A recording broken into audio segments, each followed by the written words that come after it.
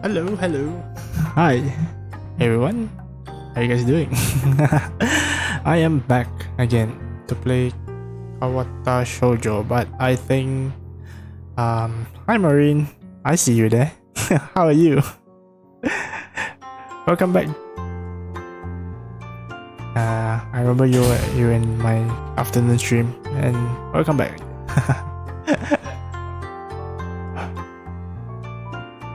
But so how are you? I need to okay, yes. Oops. What is that? Two screens now? Wait, what? Oops. Sorry. I thought. Alright, that was weird. But I am back again to play Katawa Shoujo. I'm still waiting for the moment. Still waiting for it to hit me in the feels. So let's play it. So let's see where we stop. I think we stop here at Kowa. Okay.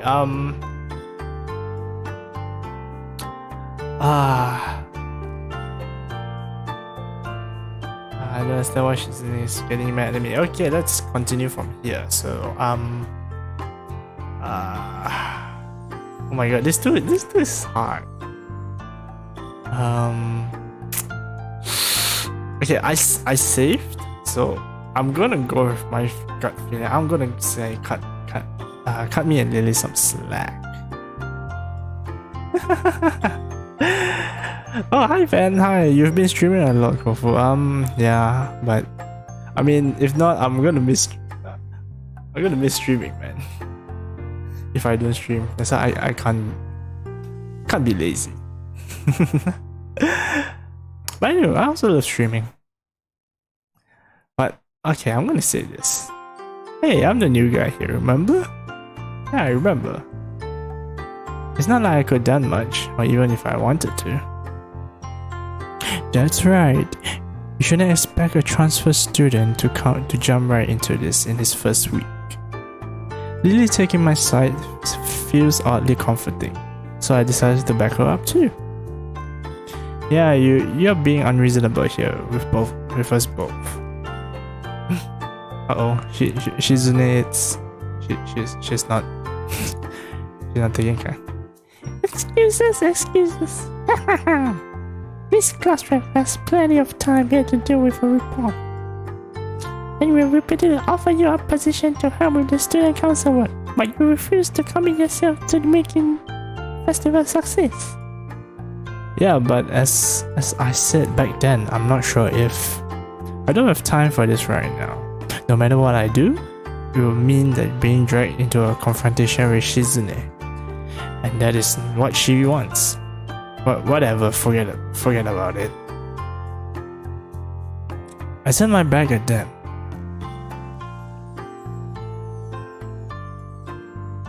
Lily class is going to be starting soon, so we can talk more later. I'll tell Hanako you're looking for her. So, oops. Shit. Wait, give me a second. I can pause the game. Alright, okay. Sorry about that. Thank you, Hiso. I'll leave now then. She gives me a sweeter smile I've seen all week, and turns on her heels and makes her exit. Oh, okay. I hope that was like the best. That was the best choice I made, but well, regret later. Regrets. I'll regret later. I don't know, but now this is the path I choose. I must walk. I can feel her eyes burning into my back, and I can bring myself to look at her. Must be furious. Okay, let me decrease the BGM a bit. Alright, sorry. Okay, sorry about that. Let me repeat. I can feel her eyes burning my back. As she can't bring myself to look at her. She must be furious. I keep expecting Misha to say something to alleviate the tension, but it really is one thing too much. In the end, I go back to my seat, listen to the sound of Shizune's footsteps as she marches out of the classroom. out of the room. She doesn't return until a few minutes before class. Hanako doesn't come to the morning class at all. I leave her seat looking empty and lonely back in the classroom. I have to tell her that Lily was looking for her if she sees her later. After the events of this morning, the class is pretty boring in comparison. I turn to the page of my textbook lazily. I have a bit of catching up to do, despite trying to keep up with my studies at the hospital. But I'm not feeling the enthusiastic about it. The classroom at the front of the room sounds unbearably loud. The teacher hasn't said anything in over 7 minutes. Wow. Instead opting to cover the board in rows and rows of equations taken direct from textbook. The rhythmic clashing of the chalk on the blackboard seems to synchronize perfectly with the ticking of the clock. Ooh. Is some hanky-panky happening at the back? Who knows? I started copying down equations just to pass time, even though they are right there in the textbook.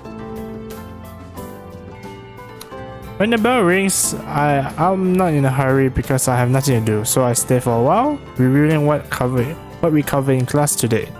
I prefer to leave last anyway, so I don't have to deal with crowding in hallway. I noticed Shizune and Misha also stayed behind, talking to someone from another class. Shizune signing her hands so fast that her hands makes noise like a sword cutting through the air. Maybe there's some pent-up anger in there. Misha is trying to desperately to keep up, but it's clear she can barely manage to understand her. I put my head. Oh.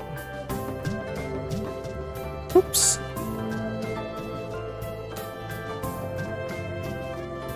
Wait, give me a second. So I put my head down, whatever they're discussing, it looks like serious business. Shizune signs to the point where her wrists crackle and Misha struggles to spit out in words forms. Sometimes she trips over herself as she's dealing with tongue twister. And then on top of that, she has signs back anyway to the other girl says. Seems like a rough job. Yeah, I know, like I don't know how translators job. I mean, like they translate, but how many languages they have to speak? I wonder, do they have to speak like 5 languages? Or like, is there a certain amount of languages they need to speak? Hey, Windows. Misha looks tired, like she's about to faint. Luckily for her, their business is soon finished and the girls sit down on their seats again. Oh, I'm so tired. She's hanging her head limply on the desk looking exhausted. I'll use this opportunity to reconcile with Shizune a bit without getting roped into the student council thing again. Though I suspect that door is closed for me now. Yeah, I mean, you kinda just say. It's kinda my fault. Hello Asha, welcome. What? Welcome to the stream. How are you? Oh hi Timo. Hi, welcome to the stream. How are you?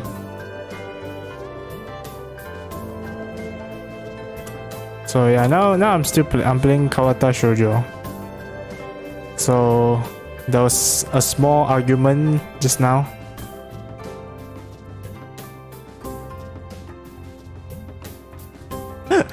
I'm fine, thank you. Alright, that's good to hear.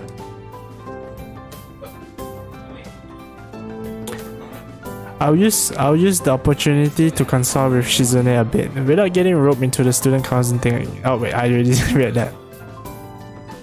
Festival preparation must be tough for you.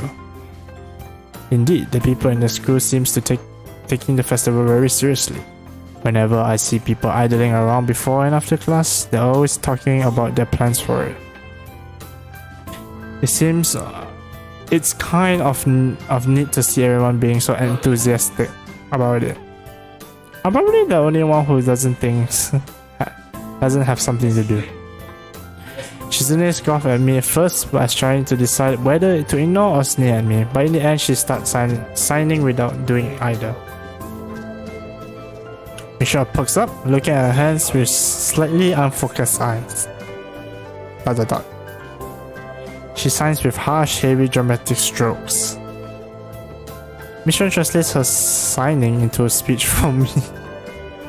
She doesn't seem well, and it's almost like Shizune is actually speaking, transmitting her thoughts directly through Misha.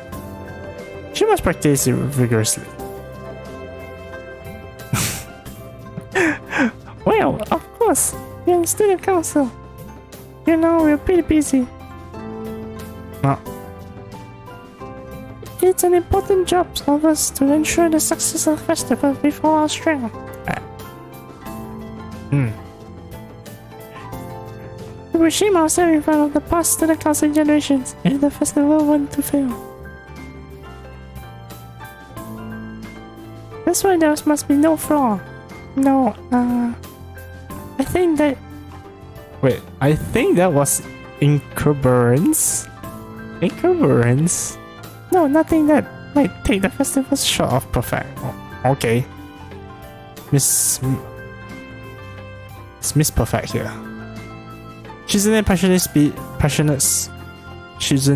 passionate speech and Misha's enacting are really oddly fitting for them. Oh, hello. Oh, who's that? Oh, okay. It's Hanako. I've looked over my shoulder and see Hanako peering timidly into the classroom, most of her body hidden behind the door. Yeah, it's another waifu. Hey, playing delinquent again? Hanako blushed hard at Misha's straightforward jab, even though it was just only in a gist. Aww. She then stares at her, probably causing Hanako to look down and starts backing to the point where only her fingers can be seen wrapped around the edges of the door. Maybe she's showing her dislike of Hanako by associating of her dislike of Lily. Apparently so, and Hanako probably knows it well. What is it, Hanako? Has Lily been here? Sorry, I received Sato. She came in the morning though. Hanako keeps looking uneasily at Shizune, who stares back at her with her usual studying gaze. What's she trying to do? Of course Shizune isn't gonna look away, as she's intimidated enough as soon it is, so I only imagine how terrified Hanako would be.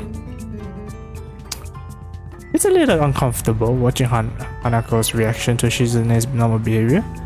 This is what happens when two people of different extremes meet, it seems. Do you know where she? Oh my god, why are you so pissy? Come on.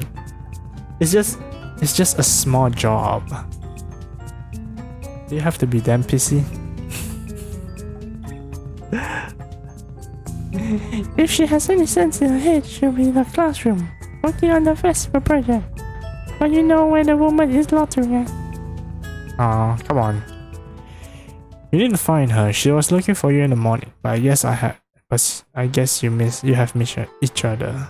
She waits a little without answering the simple question, looking awful like she's not properly to answer such a question. Yeah. I can come with you, if that's okay. Hanako nods fractionally, still on the guard, her shoulders stiff like wood. I get the feeling that she might not be more comfortable by herself after all. But it's too late to back off now. Aww. She has this really troubled expression she seems to wear almost constantly. One that makes me constantly be on my guard. I wonder why. I kind of understand why she always seems too worried. Or maybe more like why there could be a person like her. Oh, I want to see what happened to her. Like, what's her backstory, you know? But I still have no idea how should I act around such a person. It's dinner time soon. It's dinner time soon. Were you planning to eat with Lily? She nods slightly. She must have been trying to get into the cafeteria. Well, there's something of the dinner crowd. Just like the cafeteria is crowded during lunch. It's not as bad because dinner time is longer than lunch hour, but I can understand why Hanako must be discouraged from going in. I pick up my bag and we take our leave. Hanako skips a ladder to meet my initial place, so I slow down to match her speed. It doesn't take long for us to be walking at a comfortable pace down the hallway. It almost feels like we're going for a stroll together, something that I can't say I've done before with a girl. Well, I mean, you got rejected in the first episode. I don't. No, okay, he didn't get rejected. He was supposed to. I think he was supposed to confess, but he just like got a heart failures. Yeah, like that. That's why you're in this school, bro. Hanako seems to be thinking the same thing though. Even though we are walking at the same pace, she never comes within arm's reach of me. I guess she's a little uncomfortable around me. Given how shy she is, there seems to be much is helping, at least for now. Hey, the cafeteria. It's been a long time we've never been here. By the time we arrive at the cafeteria, there's not much of a crowd, but the lady is nowhere to be seen. Hanako sings even lower than usual. Have you looked somewhere else already? Just at the library. I was reading. Oh. So she does spend the classes that she skips at the library. So not exactly a thorough search then. Well, if I have to guess, she'll be in her own classroom like Shizune said, right?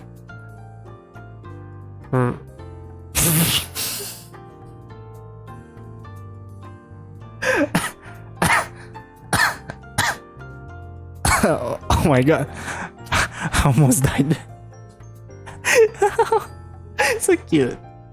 Right? Why did when does he say right she covers her right face? Come on, man. This game has too many puns, man. It's been a long time I saw someone play this game. Yeah, actually I only discovered this game this year, really. I've not watched people play this game, but I heard about this game because I remember watching a video and this game pop up. Damn, you don't have.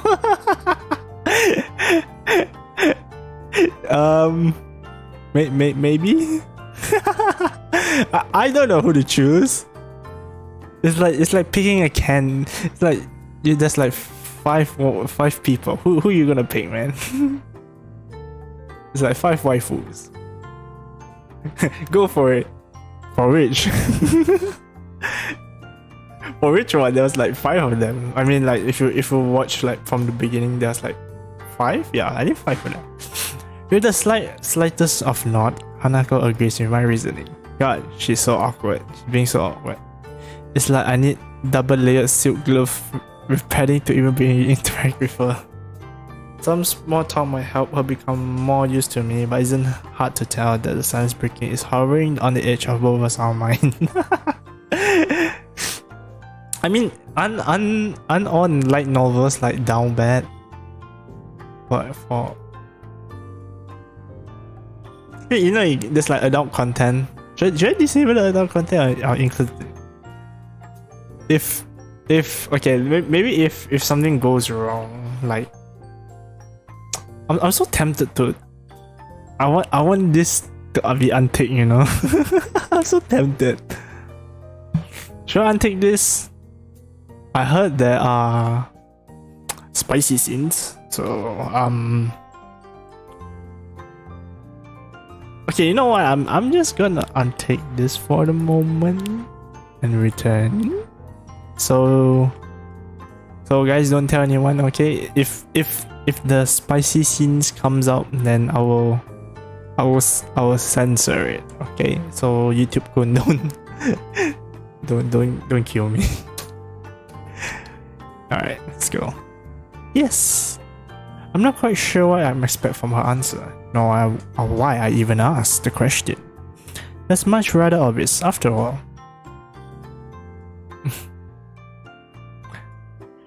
She doesn't seem like the type to cultivate a social circle. Either so, I suspect that Lily might be her only friend. Adult Candy only appears in chapter 3 and 4. Don't worry. Okay, so I'm still in chapter 1, I think. So... Wow, actually I just realized chapter 1 is such a long time, really? Holy. Why is chapter 1 so long?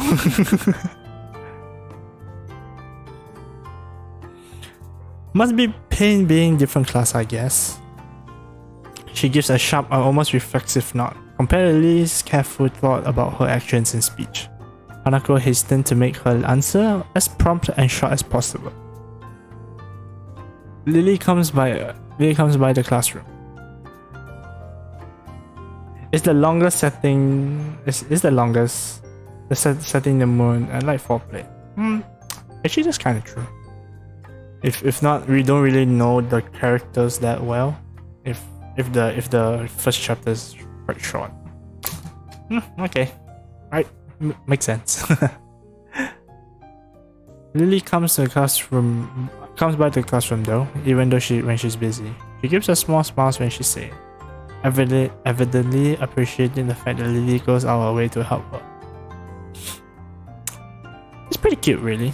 There's really nothing much to say. Both of us content that the discussion reached an end.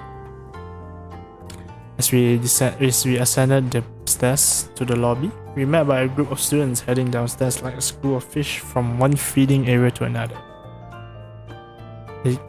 They seems to be kept most of themselves to they seems to be keeping mostly to themselves.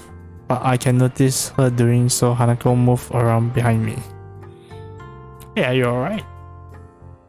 Just keep going. Just keep swimming. Just keep swimming. The student passed us without as much as a second glance. Hanako takes up her position to my side, and as we enter the building, a momentarily reprieve from her anxiety all but snatched away. Even as we climb towards the third floor, she doesn't seem to be relaxed. If isn't as if I've known a shy person before, or even shy girls. But Hanako seems to be pretty far beyond on what I call normal interferes to other people. I believe she has like anxiety disorder or something. Social anxiety. Yeah, social anxiety. That's what I'm thinking. If it wasn't for Lily acting as a mediator, I doubt Hanako would be able to walk beside me. She seems like to be convinced shut down others. I mean, I wonder why is the reason the reason is here. Like this part, that's the reason. Oh wait, I forgot. Oh, okay. Sorry. After we make our way upstairs, the noise coming from Lily's classroom is audible from halfway down the hallway. I wasn't expecting such a din at all. Well, I guess we found her. This wasn't hard. Did Hanako come here first, then come to me for backup? I wonder. Well, if that's true, then at least she's starting to trust me a little. That's what can be a good thing. Gradually, the two of us reached the door to the classroom 3-2, with Hanako less than subtly positioning herself behind me. I opened the door. Why did the classroom become Why did the classroom become American style classroom? What the heck is this? Wait a minute. What is this? I don't remember coming to this classroom. Wow. Do they just like give different classroom for each class? Inside is like a hive of activity. Seemingly every student in the classroom talking at once. They hover their work on a separate task.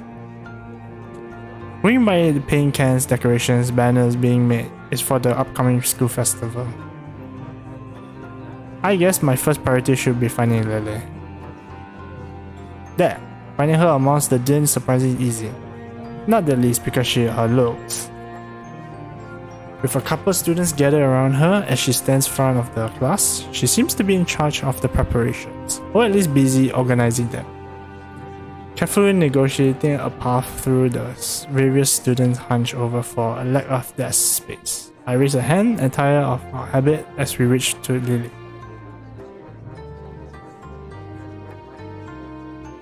Hi Lily. Hi Lily. She perks up her head as she breaks off talking to a noticeably smaller girl who must be her classmate, trying to listen as her best she can. Sorry, who? Oh, I'm sorry, Hisao. I have Hanako too.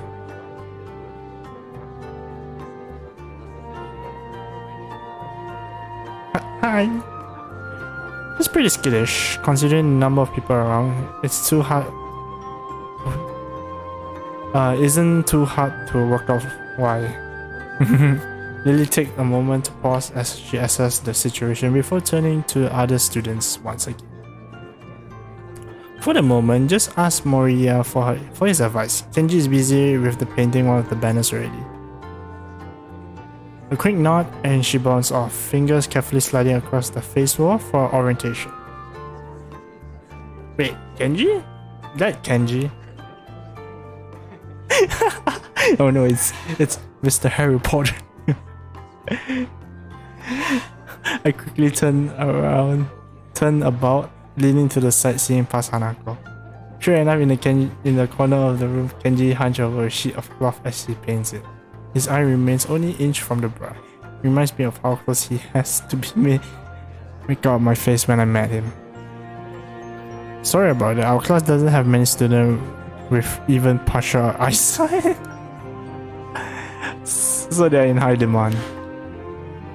That's right. Class 3-2 was specially for students with poor eyesight. Preparing for a festival must be pretty arduous for them. Really? I wonder how they segregate. Like, so what? 3-2 is people with poor eyesight. Then what's my class? 3-3 or 3-1? I forgot. Do they have like heart failures or something? Or are they like the ETC, you know? A chance to set her mind off something would do her good. But I doubt she has the courage to do outright. She quickly nods in affirmation. Afterwards, so I'm confident I made the right move. Lily gives a noticeable sigh of relief. Okay. That's good. This might be actually good. This might actually get finished before everyone goes off for dinner. Would you be able to help the person painting the main banner? It's a big task for him to do, but no one else can help. I wonder why. I wonder why. Sure, Kenji, sure. Oh no, this is not gonna be good. I have a feeling he's gonna talk about conspiracy theories again. She seems quite surprised that I know him. I can't blame her. I've taken you met. Our room in the dorms are next to each other. Hard to miss each other, really. But it's good that you're getting friends so fast. Friends, I wonder if that's the right word to use on him. Yeah, he extorted me for money. I hope he gives me back my cash back. Hanako's silence during the proceedings reminds me of the reason why I put her up for helping in the first place. We'll go help him, then. He knows what he needs during. That's right. Just ask if you have any problem.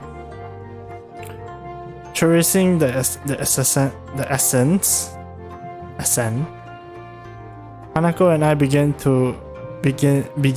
another trek across the classroom. Kenji sees a crouch on the floor, his gaze fixed on the white calico in front of him. Yeah, it's Mr. Harry Potter. Hey Kenji.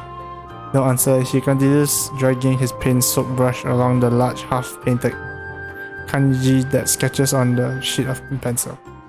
Kenji. What? Who is it? If this is the way he treats his classmate, no one is working on his love. That's what you get, Harry Potter. Harry.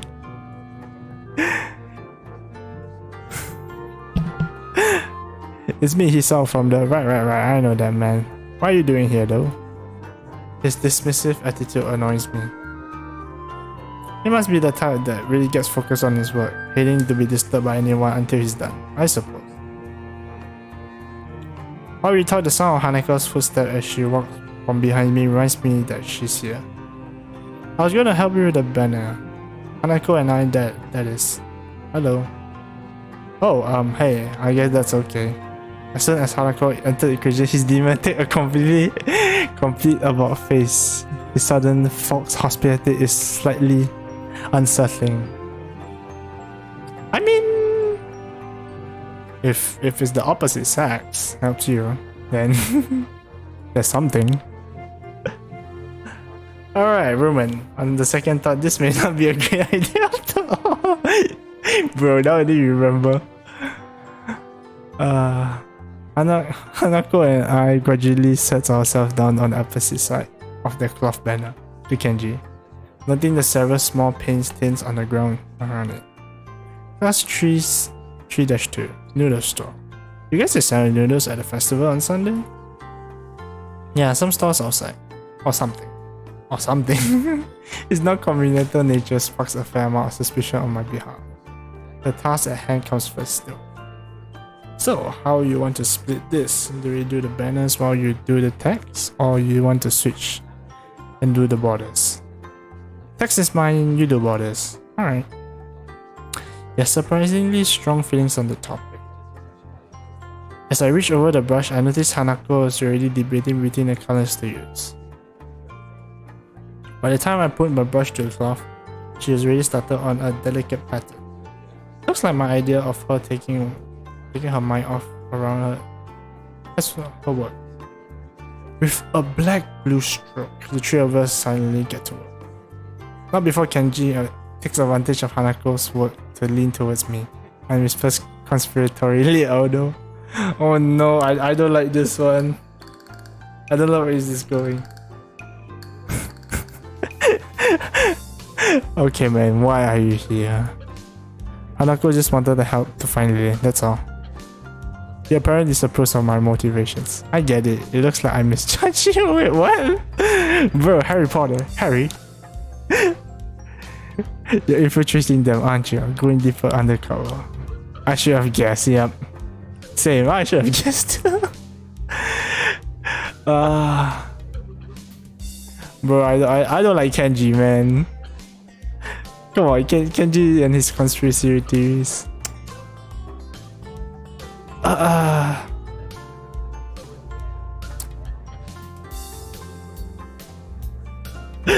Letting the truth slip by him would probably be the outright lying. Oh no, in any case.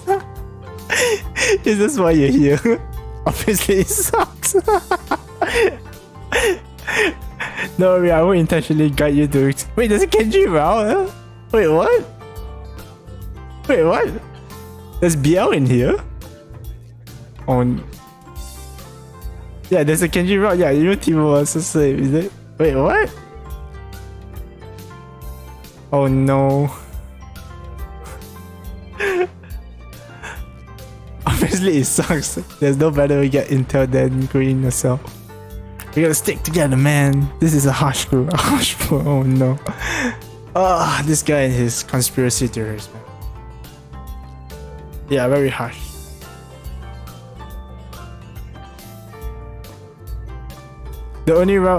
The route only chapter off you, bro, Asha. Why you have to do that, man? Why you have to do this to me? Come on. I feel tricked.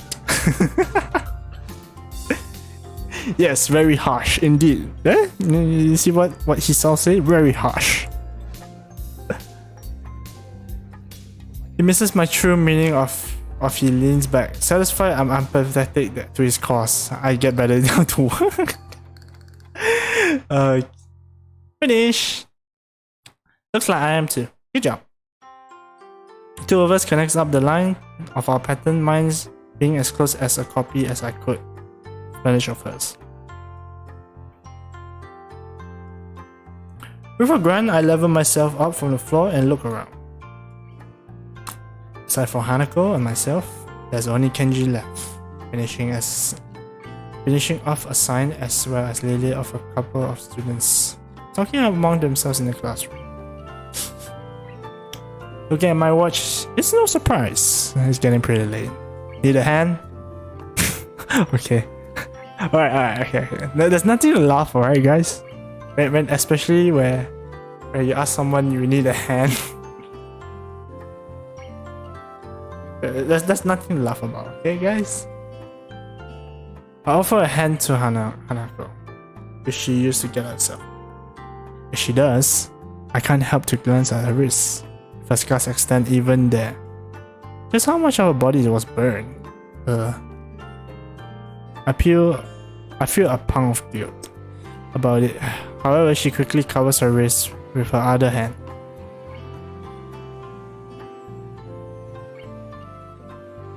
Looks good, does it? She looks surprised for a moment before noticing the man I'm in the banner. It does. I guess. As smile shows her face, she feels slightly of pride in her result, just as I do. With the floor significantly neater for the decorations being placed on top of the desk and shelves, it's much easier to get to Lily as we cross the room. We finished the banner.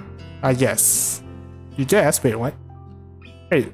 Are you get done with the banner or not? I guess that's all that need to be done. I mean, she can't see, so what is done?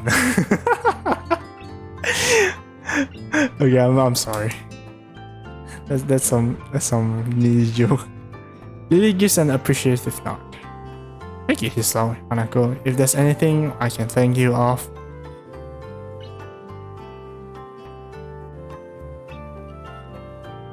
I wonder what's our reward. Guys, what is our reward?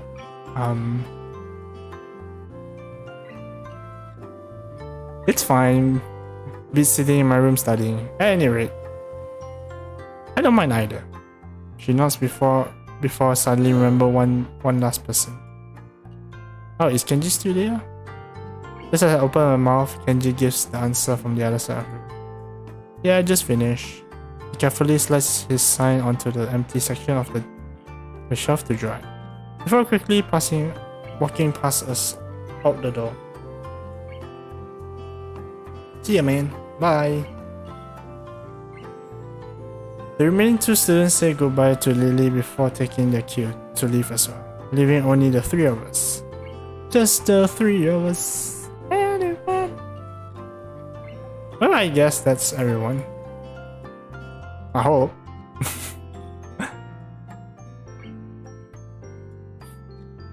I hope we don't have to do anything like that again. Working past school time?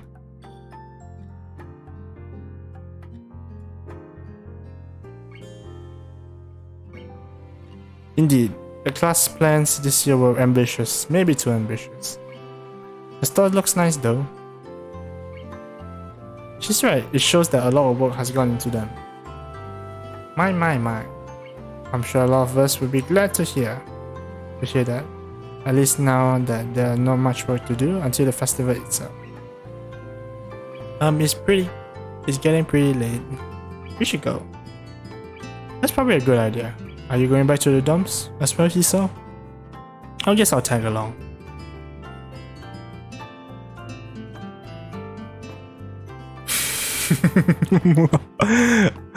Okay, nothing wrong. It's just a park. The nighttime lightings really make the garden look quite different compared to the usual lush greenery. Things are much more calm. Being there so late, the lack of students around probably helps. The odd one or two can be seen scattering to and from the dorms trying to make the most out of the best approach curfew.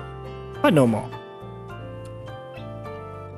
All that can be heard is our footsteps. In addition, Lily Kane regularly gently tapping on the ground in front of her. It's nice to be finally able to relax a bit after the mad rush during school. Without even noticing, I let out a small yawn.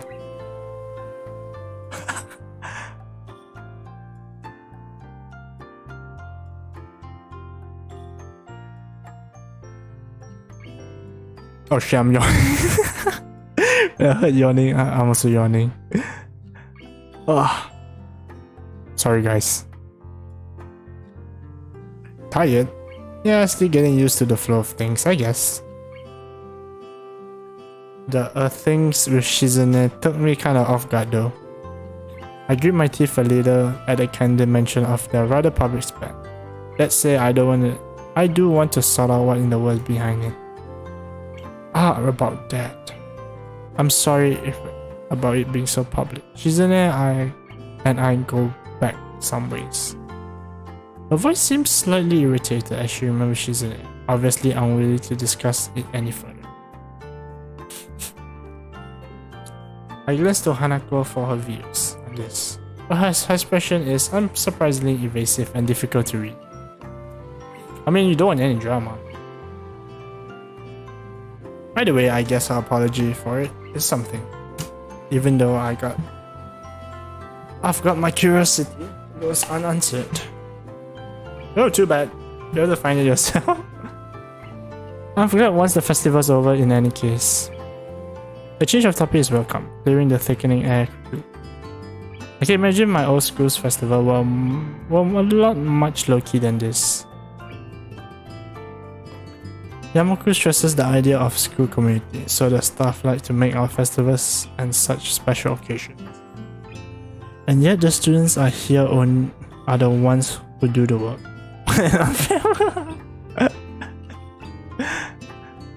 I mean, it's a school festival. You have to willing to work, you know? There's no free shit.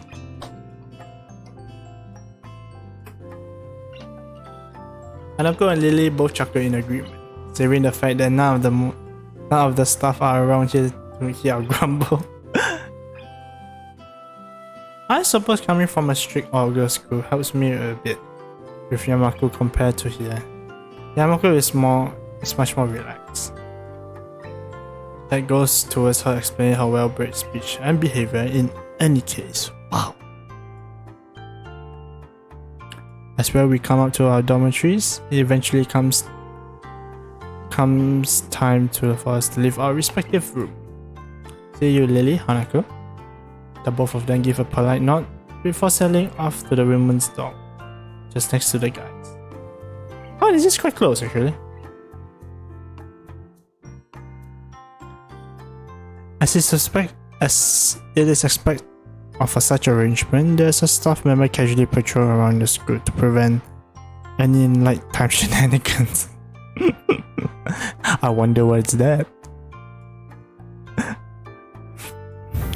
Walking past him, I quickly stretch my arms around my neck, both quite sore after working on the floor for so long. Before walking out my room, it feels good to actually have a direction though. After so long in the hospital, every day the fact of studying homework and teachers seems almost a blessing. I guess if things continue like this, my time with Yamaku might turn out okay. I think it'll be better than okay later, right? Adhering to the nurse nagging voice in the back of my head, I set my alarm clock to wake up me early enough to go jog again. I made a promise and I keep going at it. Besides, Amy is bound to rat me out if I don't show up. The staffs patrolling the dorms are kinda bad at their job, not gonna lie. Why, what is there an event that happens? You know? When the night security, I don't know, when patrolling is so I okay, no spoilers, no spoilers. Yeah, the stuff patrolling the dorms, they're kind of bad. Come on, you gotta do the job better than that. Oh, is this a new chapter? Please tell me it's a new chapter. Ugh. Okay, I don't think it is. My morning alarm goes off and I flare around uselessly for a while until I remember that I decided to give up morning runs another shot. I don't know if this was the greatest idea, but I'm determined to keep going. This is about my health after all.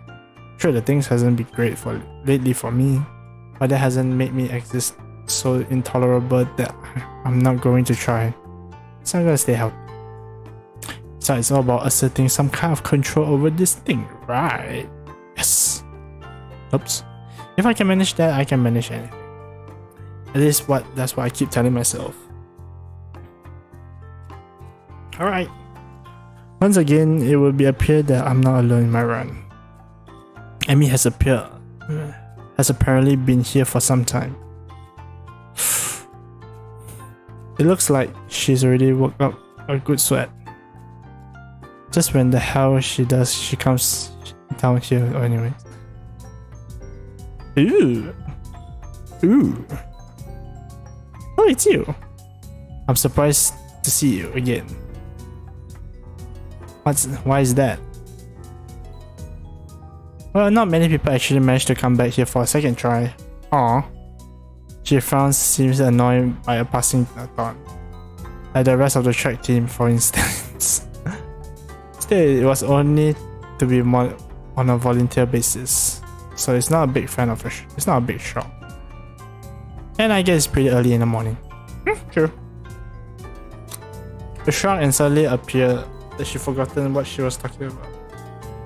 Frown disappeared entirely and she seems to snap back to her previous train of thought. So, come on then. What? You're here to run again, right? Well, yes. So come on. I find myself suddenly grab and yank on the track. Things seems to be set on the mirroring yesterday on. That is, I seems to be struggling while Amy moves with effortless that I find inviolable. It's incredibly bothersome to be so easily worn out. I know I should be patient, work towards things gradually, but it's difficult to stay positive about this.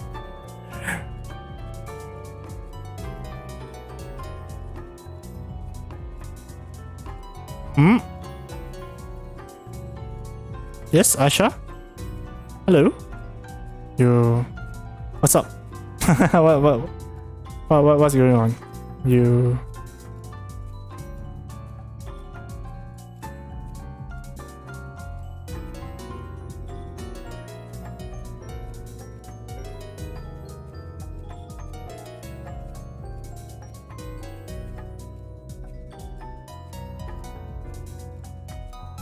Alright, if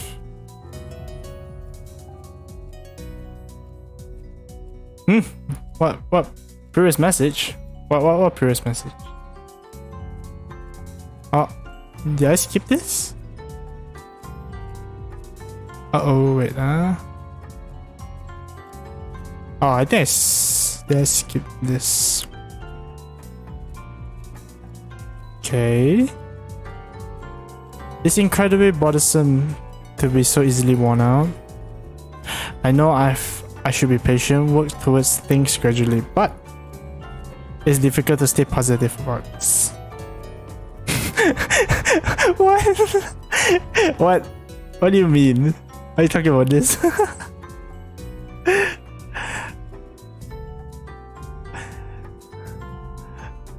No, I'm pretty positive. I think. We are around the tracks and start on our second lap. Amy seems to have grown impatient keeping pace with me, and she began to pull away. This is where I gave out yesterday. Oh, chance. Okay, let's save first. Save. Great new state. Okay, return. So, should we go for it? Take it easy. Dun, dun, dun, dun, dun, dun, dun, dun, dun. So is this waifu? Okay, this is an important choice. Really? Do you like Emmy? I mean, she's nice. She's... I mean, she's nice.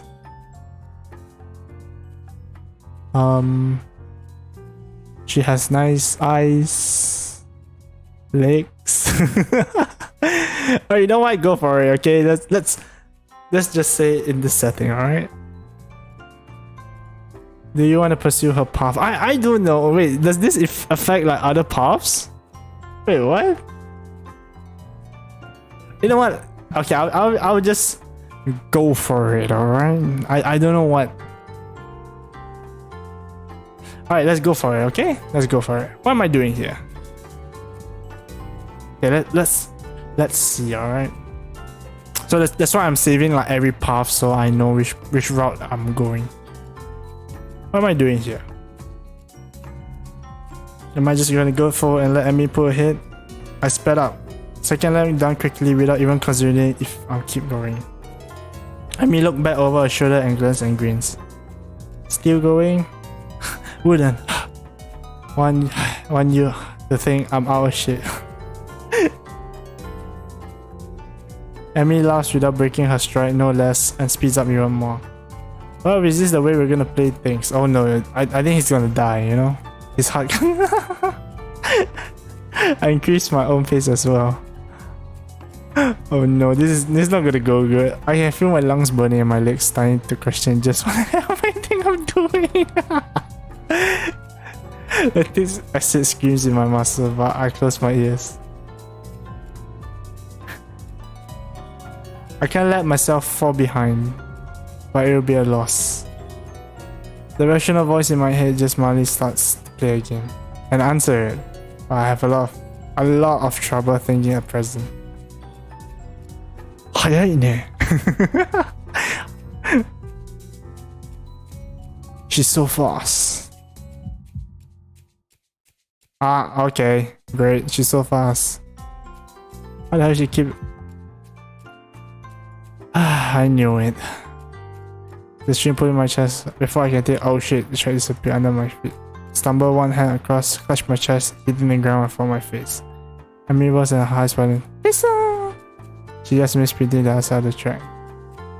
What's wrong? Nothing. Just keep your breath steady. Calm down. Don't panic. You're gonna die. Didn't really get to this. I closed my eyes, shutting the outside world. My heart struggles to regain its rhythm. Slowly, the begins to subside. It's gone like nothing happened. Nothing or something. My eyes open and glance very worried at me. I think I'm fine. My voice sounds weird even to myself. Oddly enough, matter of fact, it makes Emmy frown. I don't think you are. She seems to come to a decision and not to herself. Right, you're coming with me. We gotta see this. I feel wobbly and refuse to take Emmy's shoulder, offer support. Honestly, I'm ashamed of my own weakness.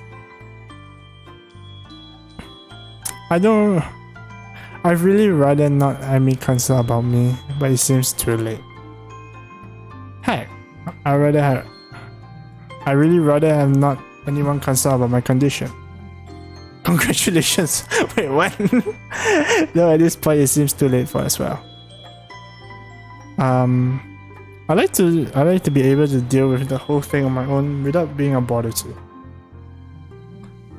While I wish for things, I'd rather not have this condition in the first place. True. Nurse. Emmy crashed into his office without knocking. But it doesn't alarm the nurse in any least. Good morning, Sunshine. What's up? Sunshine never is coming sleeping might be late, following Emmy's gaze domain to the doorway. Lisa, what brings you here? You were running and stumbled and grabbed his chest, and I thought I'm gonna make you wait. Oh my god, she's reading so fast. Okay. Yeah, let me try. We're running and he stumbled and grabbing the chest, and I thought I'm getting you and make him a... It's okay now. Wait. Easy there, Emmy, calm down. So what happened? I don't know, we were running, then my chest started hurting like the time before. I ran away after a few seconds. It was just a flutter or something. I really so the nurse frowns as if it's just a flutter. It's some kind of oxymoron. Ah! Katawa Shoujo, Ohayo, Ohayo gozaimasu, Shinji-san. Hi, irashimasen. Welcome. And good morning. Good morning to you. So now we are, I don't know where I am, but I assume we're going this route? Emmy's route? I don't know. But let's try, let's see. I didn't mean when I suggested get some extra you to be more careful with his song. I was being careful, I just got erased with a member of the train team. Doesn't seem as for a reason as I thought really. You just what? That is, I was statue, pages at the well, she comes to bring to her services. Oh, I'm really nuts. Ah, that girl asked her to use proper shoes. Whoa. I don't remember this. I don't remember her wearing shoes. I mean, does she even wear shoes? The nurse sighs and rubs his forehead with her one hand. You have got to be more sensitive to the limits of others. I don't know if he told you, but he still has a bad heart, and it's getting him to raise it was irresponsible.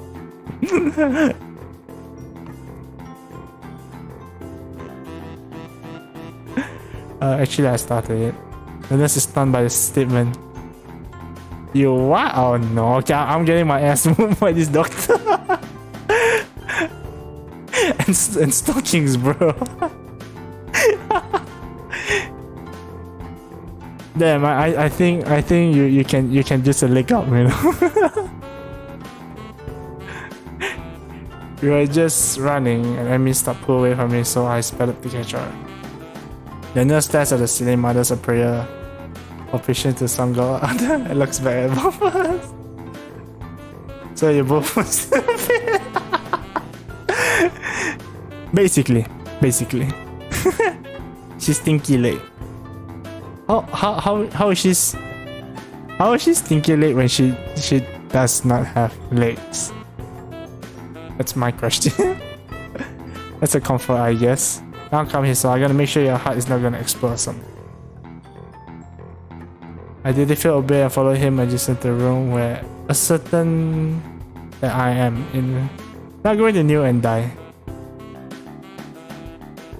That's the point. Wait, what? Oops. So how does it feel? I don't know, not much. Tired. Maybe just from the exercise. We'll stay here for a few hours and rest, and we'll see how you are after that. I'm not gonna be an object and lie down on the infirmary bed. A thorough, miserable Emmy comes in after getting earful from the nurse in the other room. I couldn't hear what he said through the closed door. But I'm sure it wasn't pleasantry. At least she was good on bed. Oh, is she? I don't know. Maybe we can see. I couldn't hear what. Oh wait, I already said that. Look, I'm very sorry. I'm really sorry. I should be more careful. Hey, you didn't know. It's not your fault. She looks awfully down and sorry, and my reactions don't do anything too much to cheer up. I want to make up to you.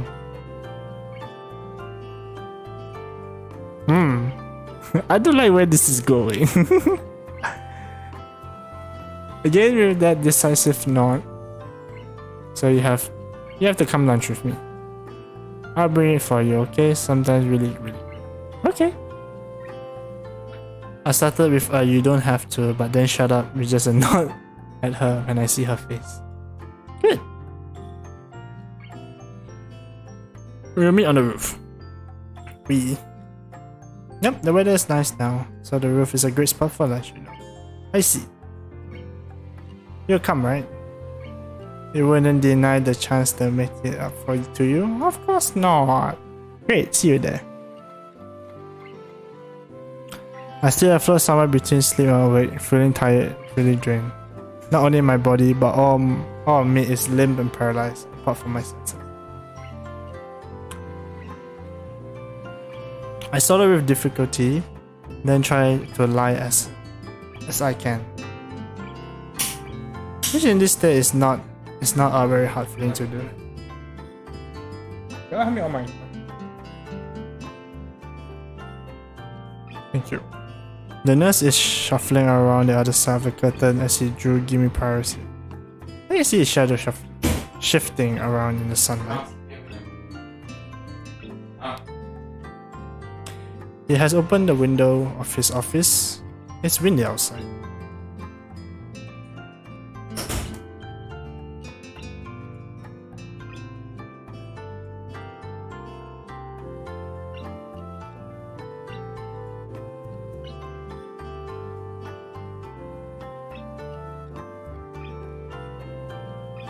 Oh, sorry. Yeah.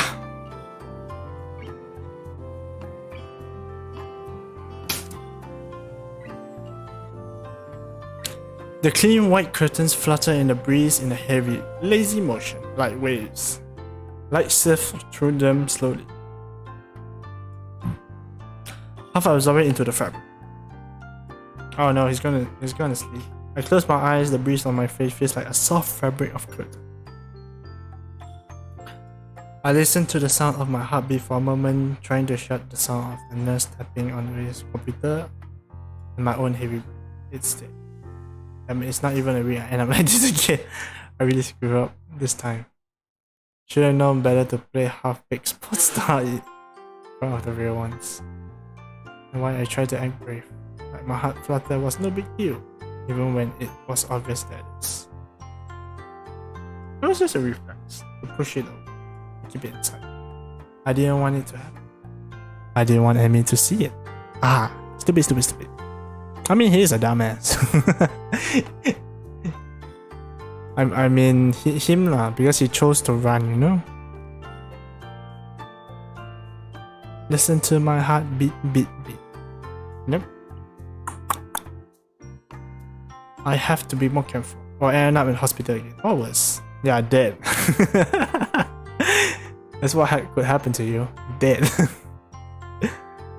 That was my final thoughts before I gave in to the tiredness. Oh, he went to sleep. Oh, I fell asleep for how long? What time is it? I feel lightheaded and I keep being compulsive.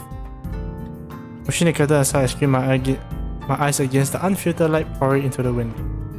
The texture of the canvas feels like nothing the wind did before. The nurse looks up from his work, sit exactly where we. How are you feeling? I can't tell. So I don't have an answer. I can only feel kind of groggy from falling asleep. It's such a weird time. Hopefully I do not look too weird. What time is it? Me croaking the question gives an orientation. The nurse looked at his wristwatch before. Things happen in slow motion. 10:15.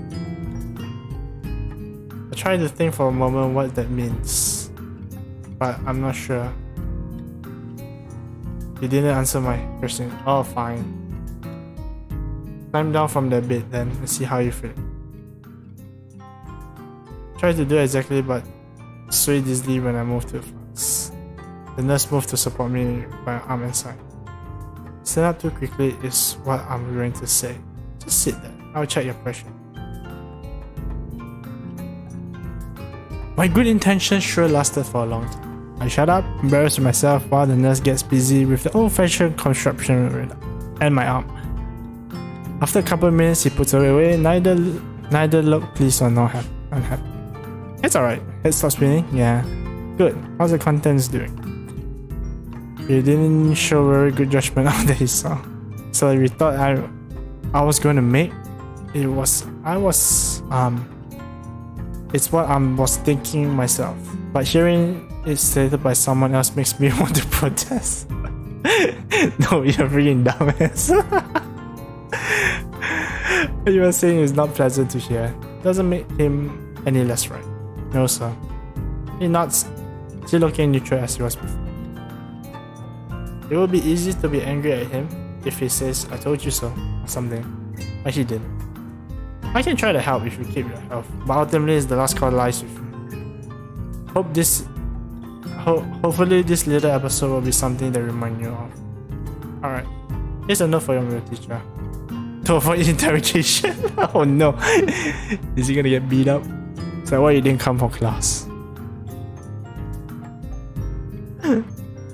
I take the slip of paper he's offering, then make my sleeve as I could. Anyone else say, not even really what to. Stay out of trouble, you hear me? I don't think anyone but a scare, but next time could be different. Okay, I hear you. So there's some ways to get to the school building straight from the auxiliary building, but I'm not keen to find out possibility to get lost. So I'll go out from the exit that I've known. I stood at the stairs of the auxiliary building, deliberate for a moment between going to dorms and get my books and stuff and go straight to class. The sunlight stings my eyes, so I head towards them. So the halls are quiet as the courtyard was. Naturally, so since everyone in the class, I knock lightly at the door 3-. Push open the door when Muto calls from the other side. Oh no, sorry I'm late. 15 pair of eyes turn to me. Good morning, Nakai.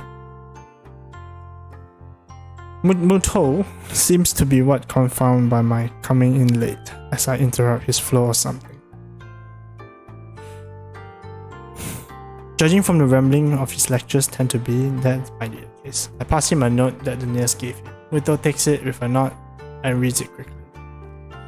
He lifts his eyebrow and gives me the kind of stern look. I don't say anything, just not solid. I shrug as he gestures at me to run along, so I did natural. The class goes on lazily and I'm starting to get in the rhythm of the school. I have even stopped worrying about taking notes and being overtly attentive. The first few days I was pretty high-strung in class. Muto finishes his lecture about electricity earlier but continued without a pause about the festival. And as you know, the festival is on the day after tomorrow. I hope everyone's projects are going successful this year. Have a good time, but also come Sunday.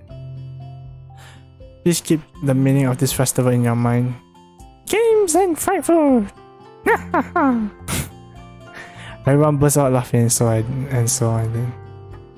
And yes, thank you, Mikado.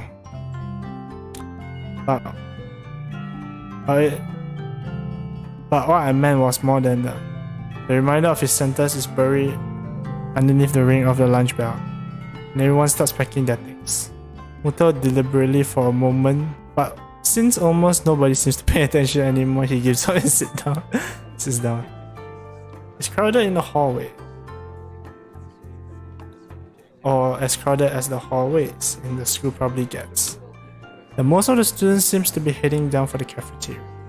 Normally I would join the flow and grab my lunch by myself, but today is different. Today I've been invited to lunch on a roof. An odd location, but that's where I was told to go.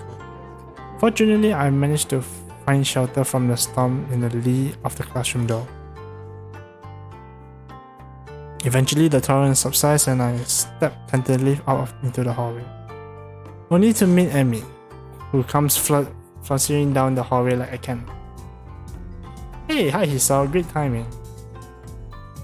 I have super extra lunch today, as promised. Let's go upstairs. The stairways to the roof is a little dilapidated, but it's clearly been used recently. At the top of the stairs is a door, completely missing with a padlock. I wonder who interpreted individual was that to remove that lock. Whoa. Wow, this is a nice roof. Amy shoves the door open and steps into a beam of sunlight. Suddenly, a tall, dark stranger appears out of nowhere, standing imposingly in front of us. Amy flinched back, almost falling back down the stairs. Hello. I wonder who is this person. She looks very familiar. Hippies, you scared me, Rin. Wait, isn't she? Hello. Noticing that Rin is speaking to me, Emmy looks curiously at me. Oh, it's Rin. You two know each other? I look confusedly at Emmy. She's that friend of yours? Rin has turned her gaze towards the clouds drifting above the school. I didn't know you know this person, Emmy. The awkward lasts for only a second. The girl that likes to... No, she doesn't like handshake. She just needs some hands. I mean metaphorically.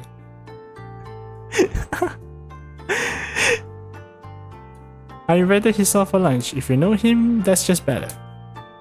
Oh, does this mean I don't get food? Or did you invite him for lunch without the lunch? Neither. I have food for 3. Nice thing. They walk to the other end of the roof while I stay back at the clock tower for a while, taking in the atmosphere. I see she really needs some hand. Bro. Of course she needs some hand. What are you talking about?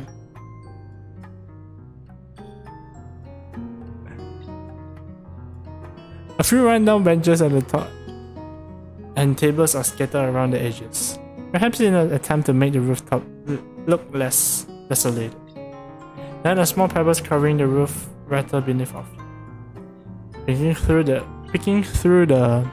I peek through the chain link fence to take a look at the school grounds and beyond.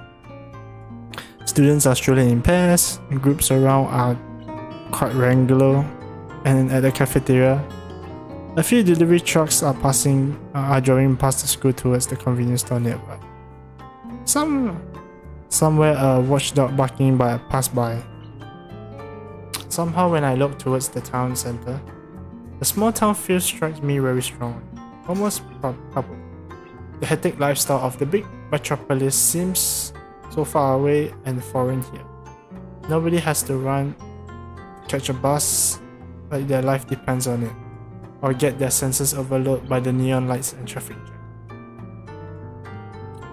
I feel so unsurprisingly optimistic about this new life of mine, looking at my new hometown, even if it goes to mine only for one short term. I found out about my illness and having to move away from all comes so suddenly. I haven't had the time to think about it. How about you? No, because you're reaching down. I mean, you have a heart problem and you run. This guy, man. When I step out of the shadow of the clock tower to open, I feel the warmth touching my hand. The sun shines from a perfect clear uncellular sky. A breeze sweeps over the rooftop makes me shiver, but only briefly. The wind carries the scent of trees and flower, not smoke and car exhaust like it used to be. Just a few weeks ago. Amy settles on the bench with Rin in a tow and produces one big and 2 small lunch boxes from her bag. Come on, Hisa, what are you waiting for? Yay, free lunch!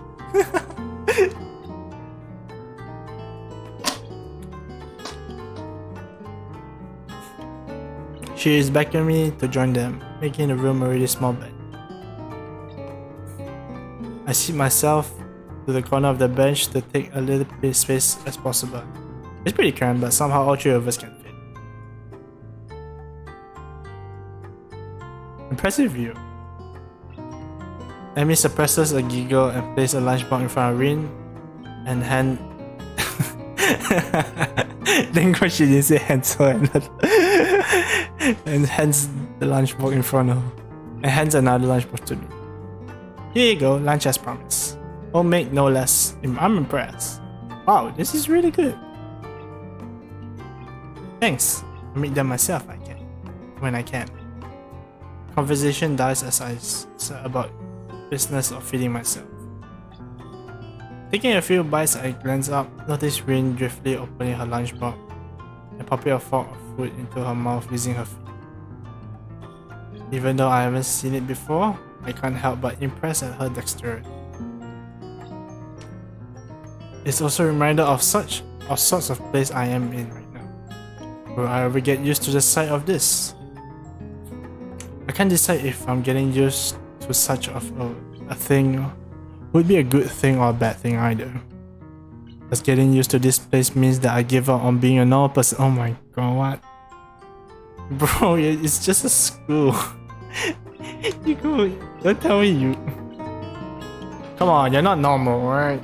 Just give up. Just give up. You're a special child, you know? You don't have to think so hard. Or just that I'm becoming more understanding about those around me. Yes! The letter. I'm distracted from my thoughts by the sight of Emmy tearing into my lunchbox as if I insulted her ancestor. You seem pretty hungry. Emmy looks up, mouth half full and swallows before nodding. My morning ride always works up an appetite, which is great because I usually burn through my lunch pretty quickly. Helps me keep my girlish figure. What would happen if you lose it? Would you become a man? Yes. She just become big. I nearly show my lunch trying to not to laugh. It's a figure of speech. Does your figure have to run in the mornings? Do you always talk like this?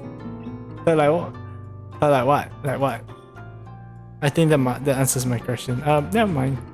So, I struggle to think small talks and settle on obvious question. How do you two meet? Rin seems to content to let Emmy answer this question. Someone in the housing department that, thought that we were complement each other. So we were assigned next to another. I wonder why.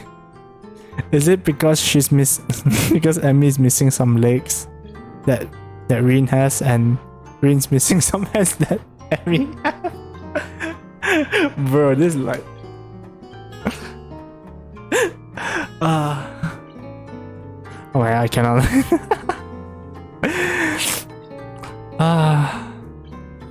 Alright, just joking aside, but I mean they do compliment each other, you know?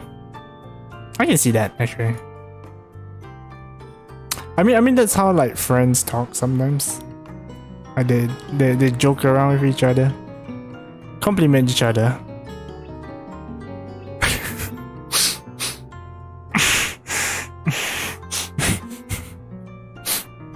Like shoes and suit. Huh? Emmy giggles at my confusion. Put us together. Oh, no.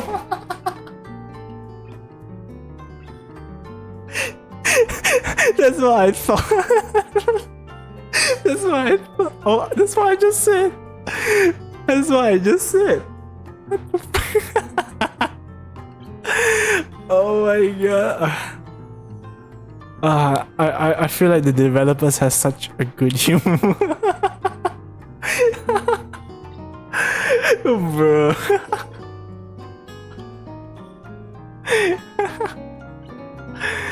Oh my god.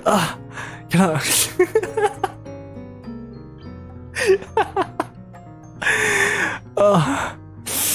Put us together and we go on our lives together.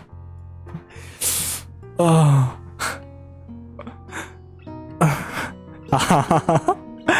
So I started helping Rin to get ready in the mornings, and that was that. Oh my god. Big brain move, Emmy. True, big brain move, but it's oh my god. Yeah, at least I'm not getting cancelled or anything. I mean, you can't just help someone to get dressed every morning and not get along. I see. Rin chooses this moment to interject. I have troubles with skirt.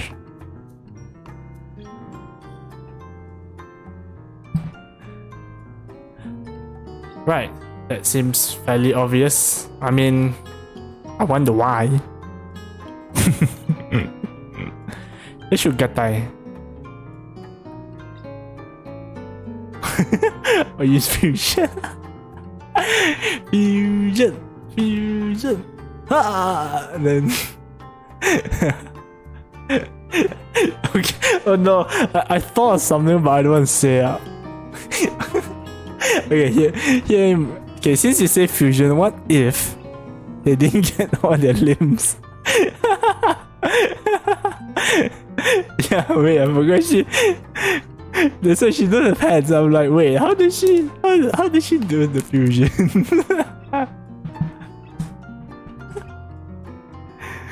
Well, how does that work? Alright, that seems fairly obvious. Really? Fair enough. This isn't helping, but at least Emmy seems to find the whole thing fun. That combined with the fact that Rin is genuinely curious makes me slightly better yet confused. I mean, I wonder why.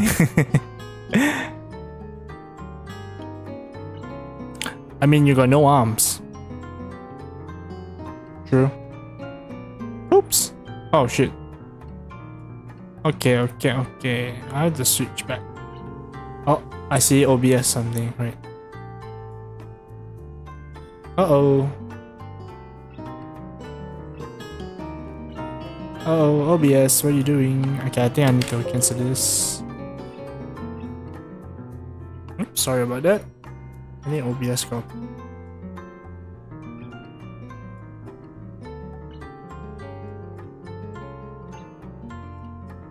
So, putting on a skirt seems like one of those things that could be difficult. The only way is Kaoshin's earrings. Okay, to be honest, I don't watch enough Dragon Ball to know the references, but or maybe some other anime reference. I don't know, but what are those? You know what? I'm just gonna stop talking now. This is me a lot of trouble in the long run. Green nuts in what I suspect it means to be a sage. To be a sage manner. I see. Oh, do you? I mean, yeah, you have. The conversation died as I turned my attention back to my lunch. It's pretty good. Let me finish her lunch first and makes contented noises. Ah, that was good. As she busies herself with cleaning her lunch, Rin speaks up. I'm thirsty. Oh, I must have forgot about that. Sorry. With a flourish, she reached into her bag and removed trio juice boxes. It's Dragon Balls. Dragon Balls. She tossed me one appears cranberry juice, one to Rin appears to be some kind of strawberry milk. Complete pink color scheme. Keeps an equally pink box of some kind of fruit punch for herself. She dexterously stabs the straw through the box of first and begins to drink. I'm once again impressed by her flexibility. She is. But this time I keep my comment to myself. Somehow I don't think that either Amy or Rin are such the type of person to think twice of what the way they work around the particular disabilities. Rin's especially so.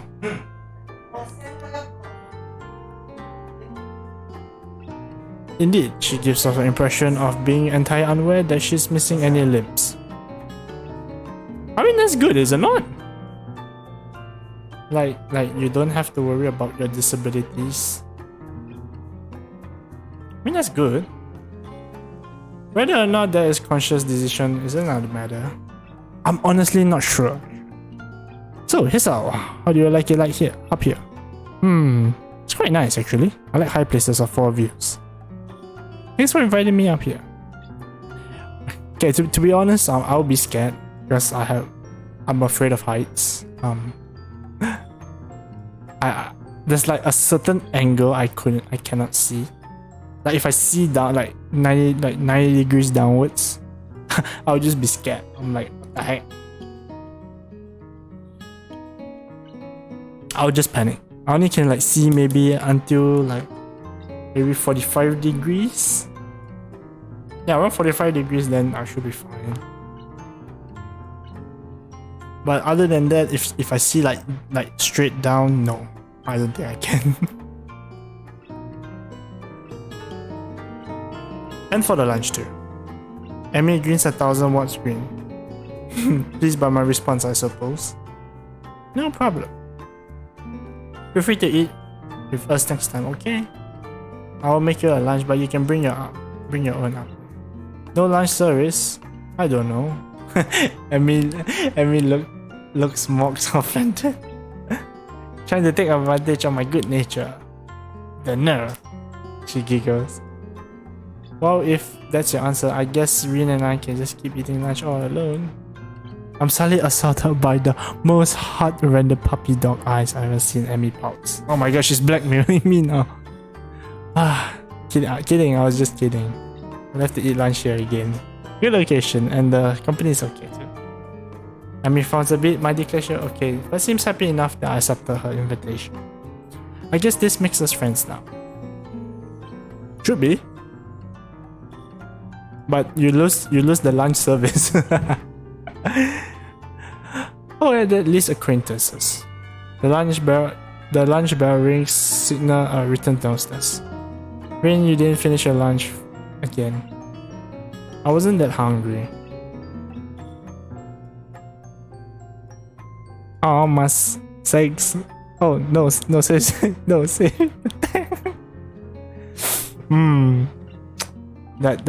That will be later, I think. Rin shrugs as if this is an acceptable risk. Come on, we better get going. The three of us head down the stairs together. The afternoon class passes once again. I find myself without a plan, something to do at school. So I head to the library to return a couple of books I finished reading. Walking inside, I see that there are about as many students here as there were on Tuesday. All the more evident from the total silence around the room. As I drop the books that I borrowed into the return slot in the counter, Yuko suddenly pops out behind me. Quite a startle from banging. It must be as they make as they hit the trolley next door. Oh, sorry, Yuko, didn't mean to start it. No, that's fine. It happens a lot. I'm used to it by now. Can I help you? Oh, it's okay. I think I know where it is. Thank you. Anyways. I suppose I grab another book or two while I'm at it. There's not much else to do. After reading so much during my days in the stay in hospital, it has become a hard habit to. I wander down the fiction section towards the back of the library, scanning the bookshelves for anything that catches my eye. As I do, I look over the corner where Hisao has been the last time I was here, not expecting anything to come in. Oh, I wonder what books he's gonna read. So I think he found the book that he wants to read. This is the book. This is the book. Surprisingly though, she's there, absorbed completely in her fairly thick book. I decided against intruding on her like last time and getting back to my finding reading material. After an indescribable amount of time spent preserving the aisle, I finally decided on a couple of books to get and slide them in the shelf. This girl I like. Same here. But I don't think this is her route. I think I chose another route. So I think maybe in the next episode. In the next episode of Dragon Ball, Katawa Shoujo Z. With a minimum of fuss, I quickly walk over the counter, check out my books, and pop them into the bag as I walk out. By the time I leave the main building, sunset isn't too far away. A small trickle of students remain, but the majority have left, presumably to their homes and dorms. I'm feeling utter drained. I head to my room to read the books I borrowed. There's been enough action and excitement for one day already. The first, Alice Adventures in Wonderland. Sounds like Alice in Wonderland. I know the storybooks, of course, but I never read the original book. It's just as trippy as I remember the stories to be, with wacky characters and nonsense plot. I start to spot myself or some kinds of Alice too, helplessly tumbling down the rabbit hole into the crippled for Wonderland, bro. That's so bad.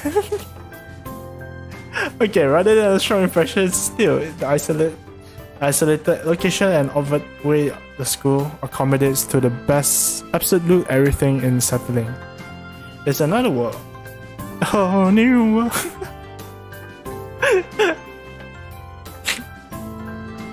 I wonder why I can't shake the feeling of being an outsider like Alice, despite most everyone being so hospitable and friendly to me. I mean, I think that's your problem.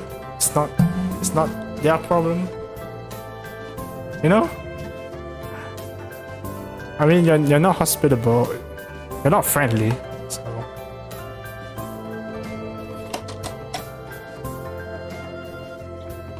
I mean, yeah, I think that's his problem. That's the MC's problem.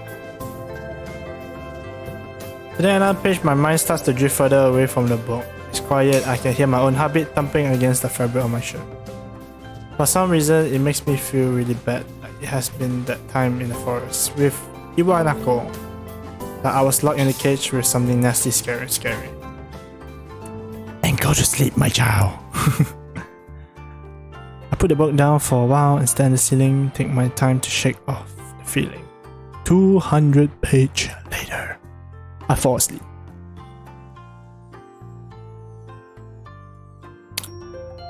Right, next episode, let's go! I think. I don't know. I don't know, is this still chapter 1? I feel like it's still chapter 1. Maybe like after events of the... I have a feeling that maybe after the festival is chapter 2? Or maybe during the events chapter 2 and then after events chapter 3, you know? The student rolled into the class for Saturday's morning session, each of them spotting the tired eyes of people who worked through the night. With only a day to prepare, I suppose it's not surprising. Thankful we only have to suffer through the class until the lunch break. Then that's our time. You're smart. No, what do you have to say, man? Did I just spoil myself?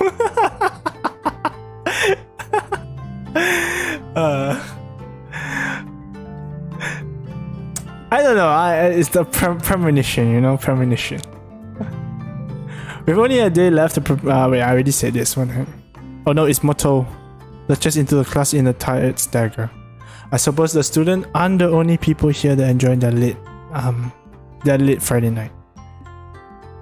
Wait, oops. Without saying the word, he scores some pages and question numbers on the board and slumps down on his desk. It's completely atypical behavior for him, but it appears that nobody in class is gonna call him out on it. Weirdly, the students shuffle their textbooks into position and get to work, not wanting to break the trend. I do the same. Fatigue has made the class antisocial. Not a prep is heard among the reference papers. It can be attributed to the two empty seats behind me. For some reason, Misha and Shizune aren't present. Probably doing their council work for the festival. It's very quiet without Misha present. I wonder if she was born as rowdy as she is, or if she makes up, or she's an Alex of voice. Nakai, can I speak to you for a moment? I'm so engrossed in thinking about Misha, I don't even notice Muto approaching my desk. Oh sure, what's this about? It's probably better if we speak outside of the classroom. Okay. I hope it's nothing too serious. Something that doesn't make it sound too good. But I stand up and follow him out the hallway. Muto stands in Muto. It's not Muto, it's Muto. Stands in the hallway.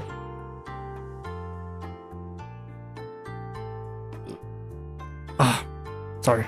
Scratching his head as he works out what he's trying to say. Not knowing what's going on, I waited silently.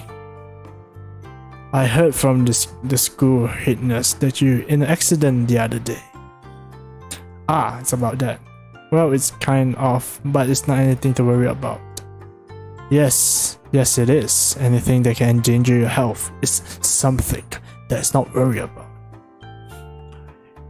We try our best here to prepare you for the life here. Part of it involves knowing your limits and how it works around them. It would be remiss of me if I didn't speak up about this. Alright, I get it, I'm sorry. Muto closes his eye in frustration, and I realize this probably wasn't the best thing to say. Something tells me you're not sorry. Pretend as much as you want, but this isn't a normal school. A lot of people have put in time, effort, and money to make sure that you and every other student here can have the same level of education as your peers. For you to abuse that by throwing out advice, especially medical advice, is plain selfish. Ooh, this guy's ruthless, but he's speaking the truth. I mean, there's like some truth in it. No, I'm not gonna deny what he's saying, but that's very true actually. I'm not quite if this is how he feels, or is something he has to practice many guilt trip students into doing right thing. Either way, it's working. I understand this is all to me, and I apologize. I know my limits now, and I'll stick him to them. Muto appears to light up a little, satisfied that his message has been received. So then, on to my next questions. How are you finding your studies? I understand you were laid up for a while. We're not too far behind, are we? I don't think so. I'm trying to keep up when I was in the hospital, so it hasn't been too hard. Muto taps his chin and raises an eyebrow as he absorbs this information. Is that so? I suppose there's still some students out there realize the importance of learning. Wow, is he impressed? Is he impressed with the MC? Damn.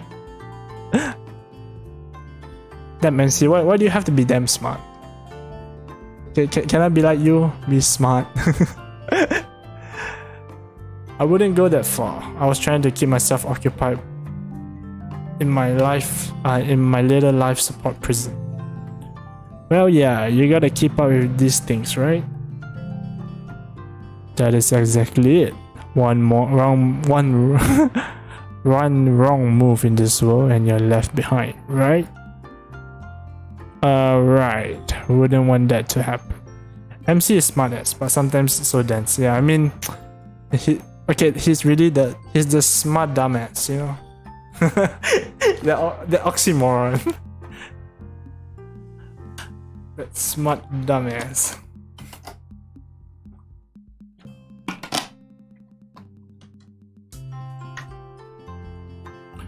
No, you wouldn't. Every week there's a new scientific discovery. Most of them means nothing to the layman, but any one of them could be the next key to the next big thing. I'll keep that in mind. Please, come on, man! Don't tell me that to science. It's obvious that Muto's serious talk is over and he's gone back to his standard, slightly scatterbrained life approach to life. I think in hindsight, I prefer him this way. He's slightly more predictable in this unpredictable. Well then, I think that's all I really have to say. Let's go back, shall we? My relief at suggestion is insurmountable. Sure, you're the boss. Muto's paused for a moment.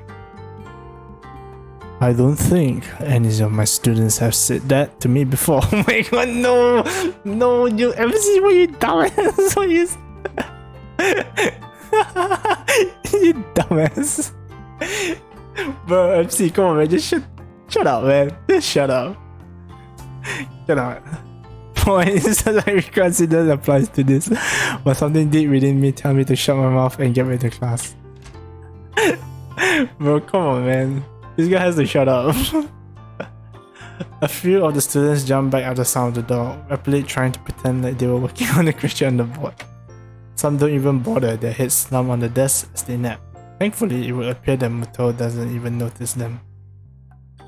He returned to his desk, retrieved the scientific journal from one of the drawers. I guess I got to him there. The class returns to a near silence that Muto and I left it before our chat.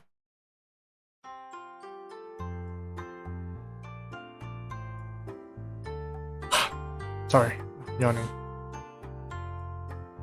Mixed feelings of tiredness and anticipation buzz around the room. Everyone here is either waiting for the chance to rest or gets the chance of last-minute preparation underway. The clock on the wall slowly takes the remaining class times away until the final bell cries out, ending the torment. Before you leave, I expect the answers for this problem by Monday. The class sighs as one, instantly regretting slacking off. But still, accurately aware of the more pressing issue. Hydrate, okay. Since someone claimed the hydrate, I'll hydrate. Thank you, Shinzui, for the hydrate.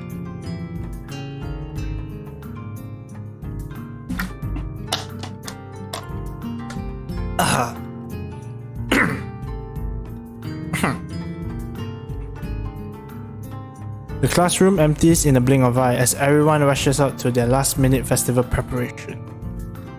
I stayed behind to try to finish the questions so I don't have to bother it over and the rest of the weekend.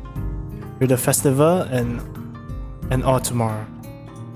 Ah, hi Hanako. Cute. Apart from me, Hanako is the only one left, obviously waiting for Lily. It's weird that Lily comes all the way to our class to pick her up. I expect that moving around isn't too normally harder for her than it's for Hanako.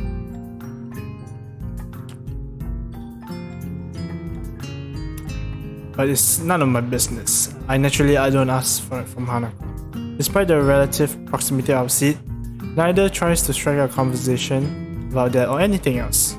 So oppressive silence falls upon the classroom. Time passes in silence. It's probably just 15 minutes or so, feels longer. I turn the page on my text notebook. Hanako turns the page of the novel she's reading. My pencil let her splinter against the paper just as I was about to finish the paragraph. The sound of my irritated sigh and subsequent fumbling around for a sharpener like breaking the mood in the classroom. Hanako keeps her eyes firmly away from my direction. Before long, Lily's tall figure appeared in the door. Hanako? Her name is all it takes to make Hanako jump up from her desk and runs to Lily. They talk quietly for a moment but it isn't long before Lily leaves down the hall and Hanako idles back into the classroom, taking a seat. I watch Hanako from the corner of my eye, out of sheer curiosity at the idea that the two would be separated. For a couple of minutes, she does nothing and sits with chin in her hand and staring at the desk dejectedly. The boredom evidently became too much for her though, her slender frame reaching into her back pulling out a smoke. Come to think of it, that isn't the one I saw her reading in the library. She must be a quite fast reader to get through them at this rate. After 10 minutes of relentlessly shuffling in the seat trying to read, Hanako closes her book and leaves too. As should I, since the assignment is all but finished, there's nothing else to do in the classroom. Not that I have anything to do anywhere else either. The school is a beehive of activity, but nobody pays any heed. I saunter past the classroom filled with students frantically doing this and that, buzzing around like little work bees.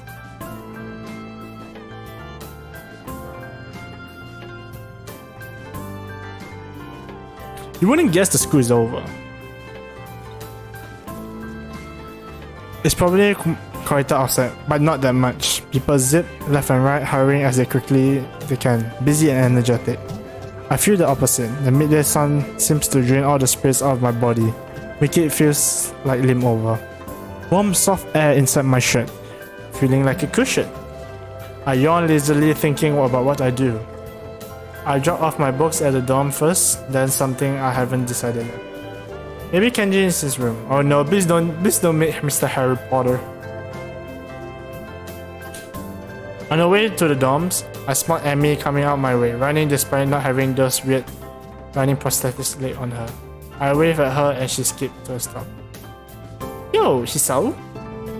The splatter of white and green paint adore her nose and chin respectively, but her smile is wide. It seems it is. She leans closer to me, amplifying her feelings as she's examining me. What you doing? Nothing really. I don't have anything to do toward the festival, and everyone seems to do something important. That's perfect. Then you can help me and Rin with the festival preparation. I'm not sure if I have much help. That's fine. I'm not much help either. Amy grabs my wrist and starts dragging me inside the school for quite forcefully. Even her walking in it's more like jogging, make me fumble over myself trying to keep up. The stairs slow Amy down by a bit. Maybe it's hard to climb with her legs. Or maybe she's finally run out of breath. Ah! Hi!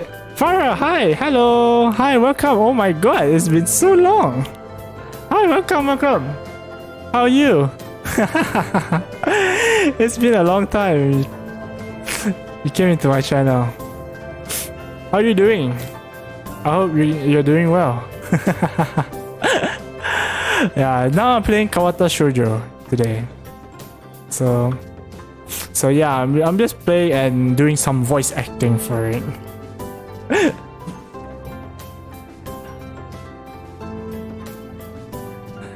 Yeah, I was super busy.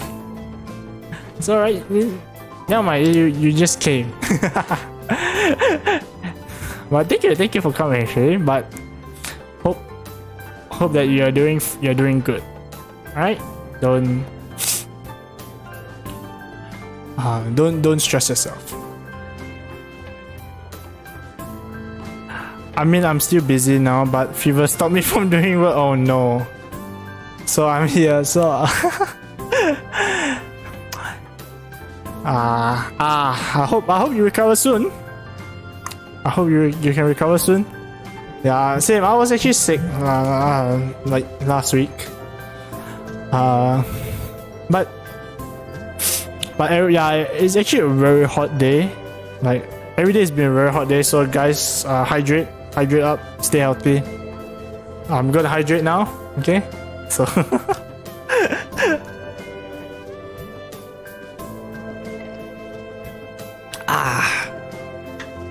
Alright, let's continue. Okay. So we go all the way back to the third floor to the seniors hallway, ending up where I left 5 minutes ago. I could just have stayed here waiting for Amy if I've known. So you're here. Is Rin working with the mirror still?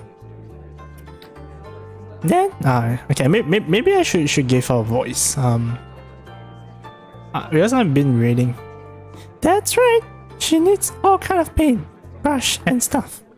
And so I went them to get from the classroom.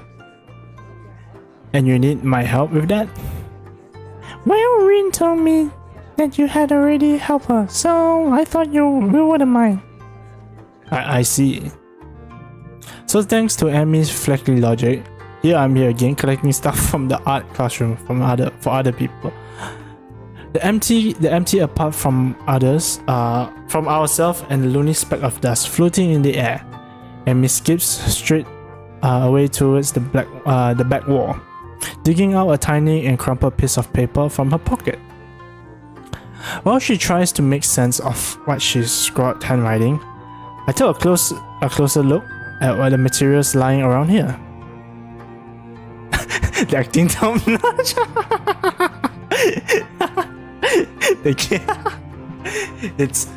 It's practice. It's practicing my girl voice, you know.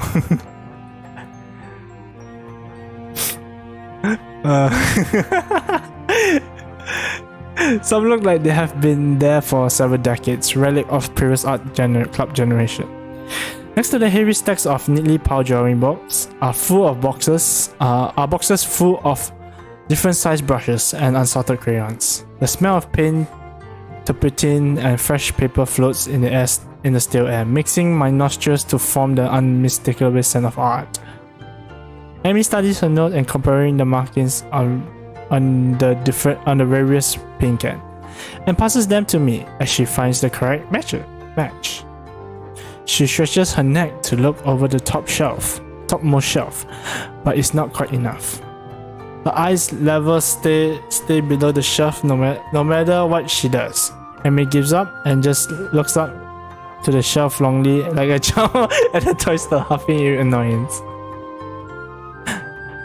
After a moment, she builds anger. She starts jumping up and down, apparently trying to speed read the labels during the fraction of a second she can see, and catches what she can. It's not surprised that she fails miserably, and almost managed to bring the entire shelf crashing down. Now I see why lending a hand would be useful. Come on, let me do it. You can't jump high enough. And I don't want you to get hurt yourself.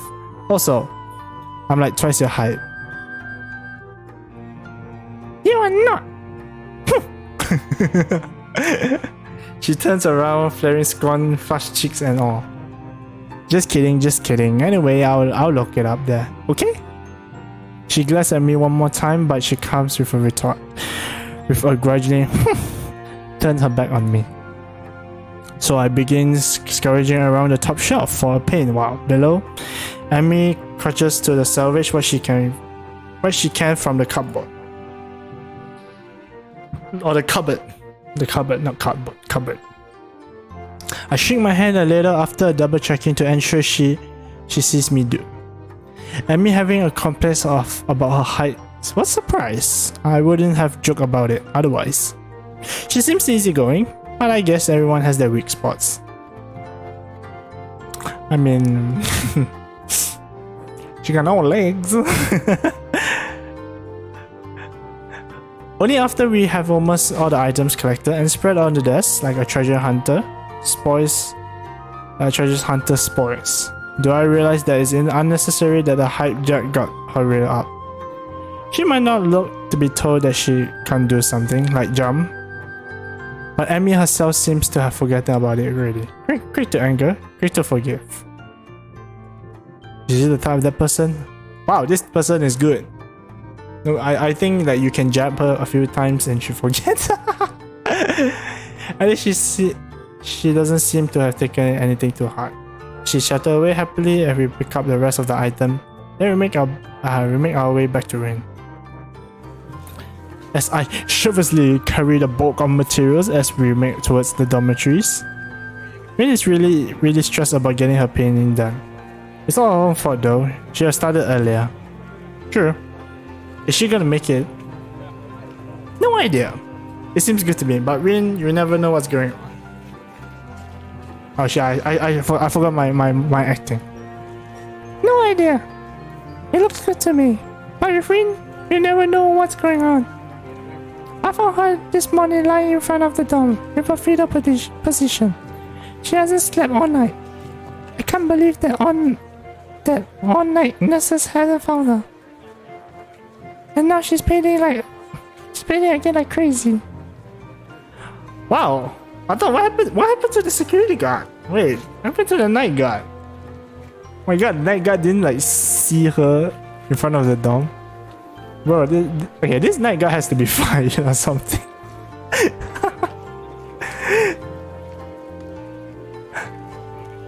The voice cracked.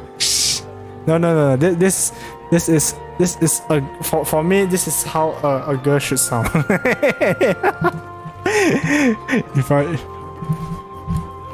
Amy giggles at that, as well as my likely too obvious awkwardness. I don't mind. She's just a little weird sometimes. On that, I can agree with her. Unlike me, Amy seems to be cool with Rin. Whatever it feels so off about her. Still, they don't feel close like Misha and Shizune do, with them working as a single entity sometimes. It's just hard to say one and the other big. Even though they're so different, but just like Emi and Rin. And Rin is the most different of them all. Different from anyone else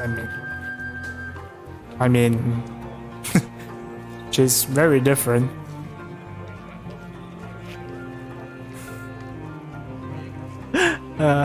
Yeah, I guess she's a very unique person. I return to the work again as she encompasses Rin's personality by itself, but really, she's just substitute for a lengthy description of her oddities. Emi giggles as I grasp about for property description words. She's just weird. She's just weird. You know, earlier she just spent half an hour sitting on her box instead of her toes. She giggles again in a way that makes me think she doesn't know what's funny about it. It just is. All the time.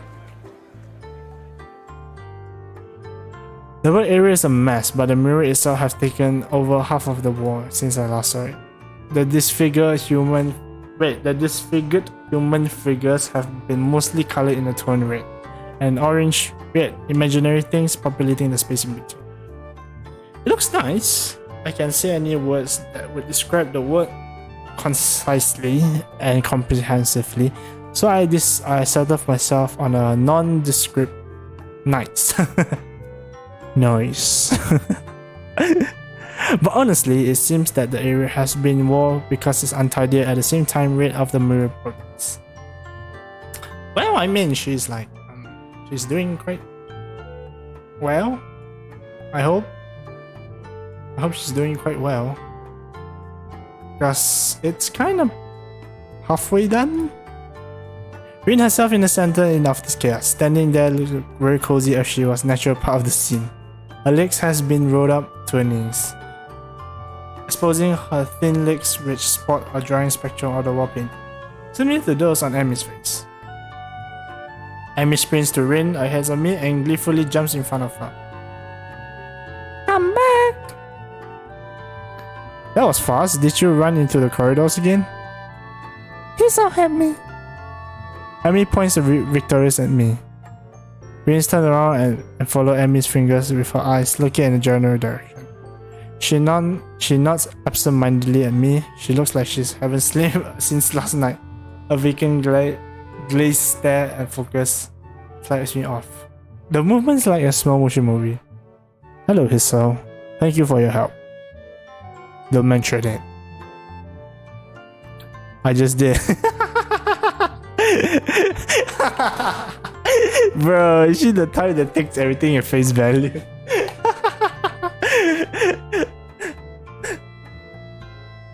Oh my god, it's just a figure of speech. Bro. That's funny. Never mind. Looks like you've made progress. Looking good as far as I can tell. But now you're get more bad luck. I know, but I'm willing to take the risk. That's very nice to say for me, of course, not for you. This is why artists are always unlucky. They have to constantly look for their unfinished painting. So artists can't find their romance, their favorite TV show are cancelled, or they die young because of some unspecific disease. It's a deep mystery of the Lord of the Universe. Unless they're blind. I mean, you're not dead. You're still alive. It's just that you're armless. You're just armless. You know? She considered this a while, looking like she's gonna fall asleep. There's a boy. At the art club, you see a blind boy. So he doesn't. See? He should become an artist. No bad luck. Guarantee. Oh my god. Don't you think that would be a good idea?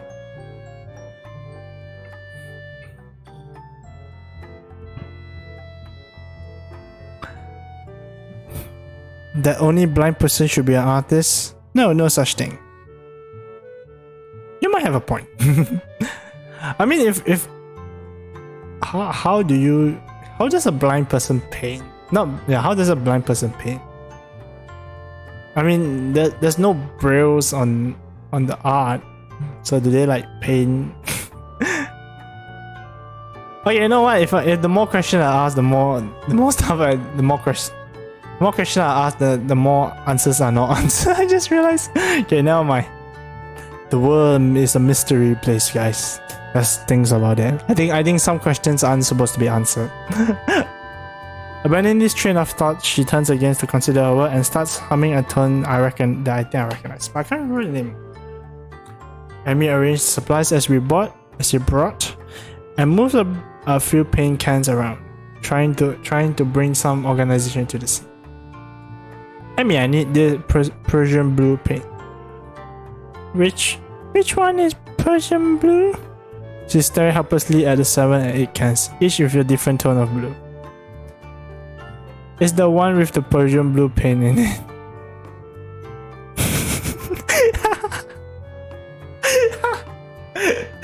Thank you, Captain Obvious.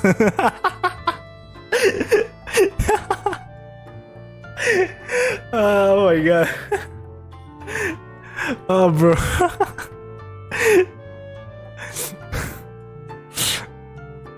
Okay. Alright, I think that's funny. Jeez, Rin, you're not helping at all. Oh, sorry. I have to say in my inner voice. Jeez, Rin, you're not helping at all. I look around as well, and even though I don't know what Persian blue looks like, I wonder what blue has to do with Persia. Or what Persia is.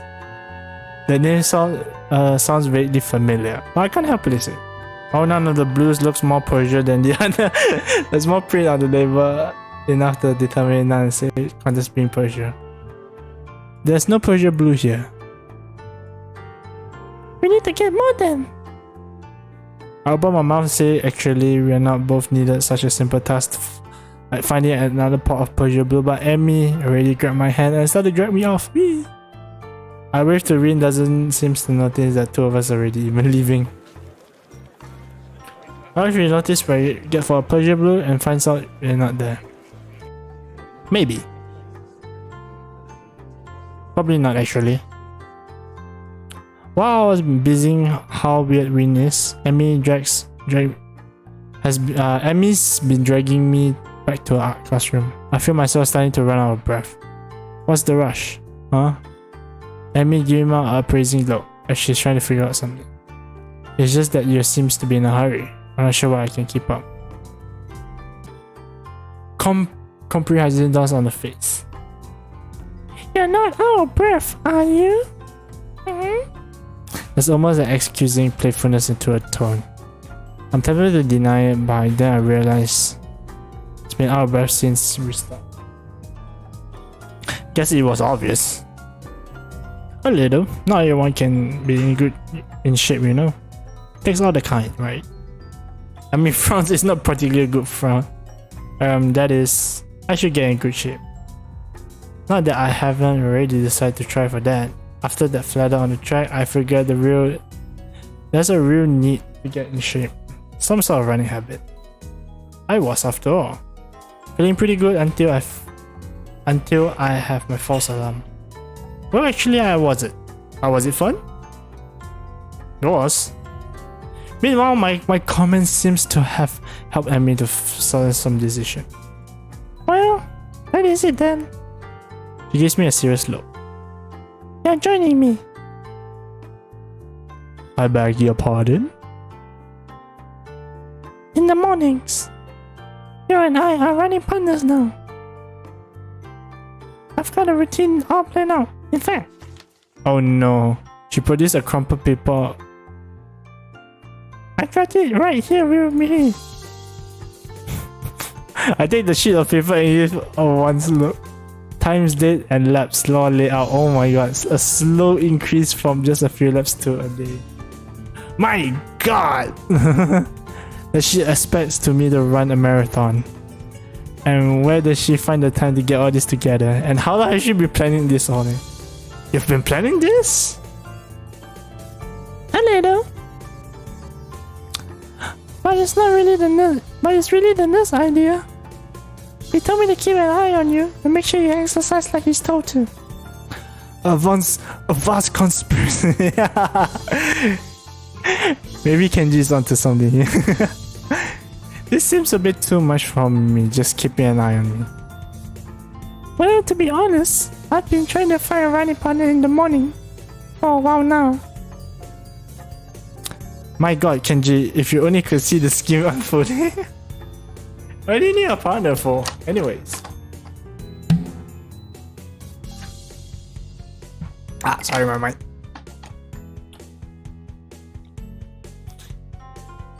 It's easier to keep up the workout if you're not the only one doing it. Isn't it all that obvious?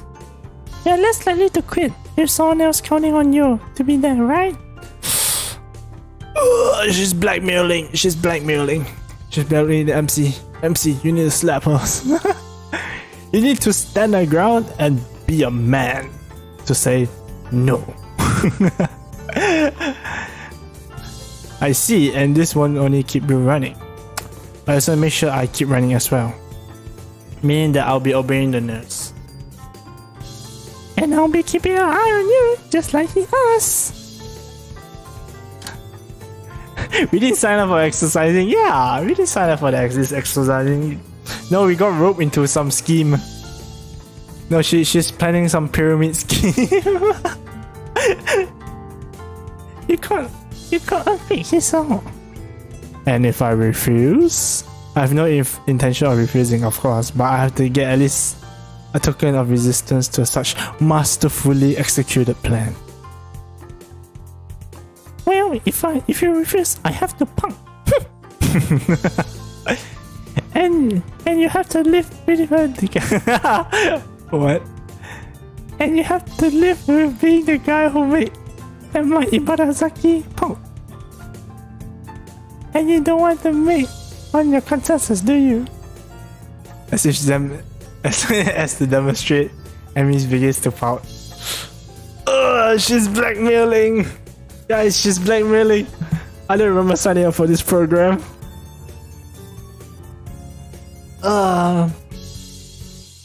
It is the most adorable, heart-wrenching thing I haven't seen.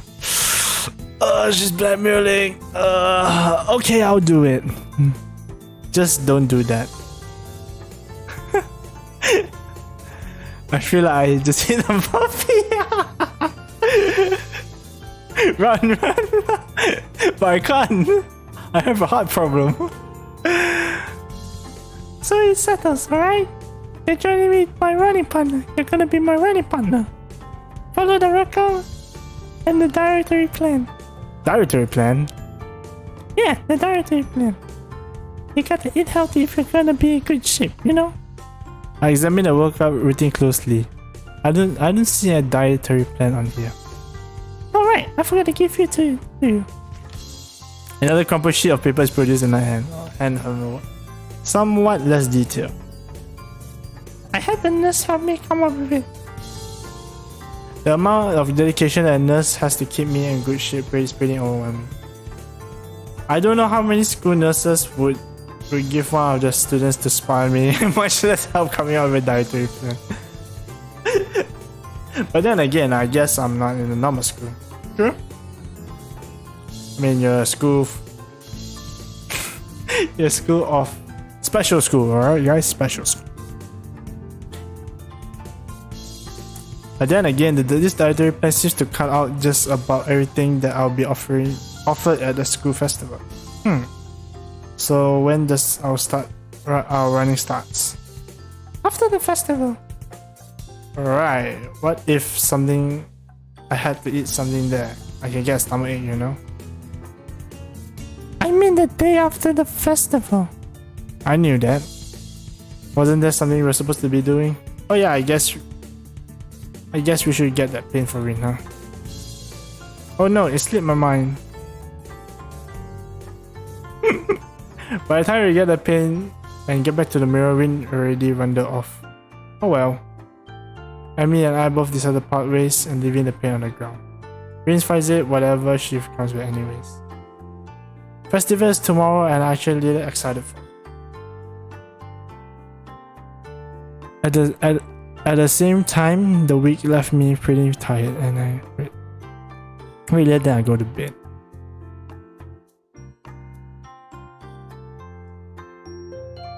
Is it chapter 2? Please tell me it's chapter 2.